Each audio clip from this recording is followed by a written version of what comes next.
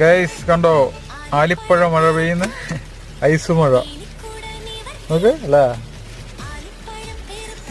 ഞങ്ങളൊന്ന് ജസ്റ്റ് പുറത്തേക്ക് ഇറങ്ങാൻ നോക്കിയപ്പം മഴ തൂളാൻ തുടങ്ങി. ഓടി വണ്ടിക്കകത്ത് കയറിയപ്പോൾ പെട്ടപ്പെട്ടേന്ന് ഒച്ച കേൾക്കുന്നു. നോക്കുമ്പോൾ എന്താ, ആലിപ്പഴം.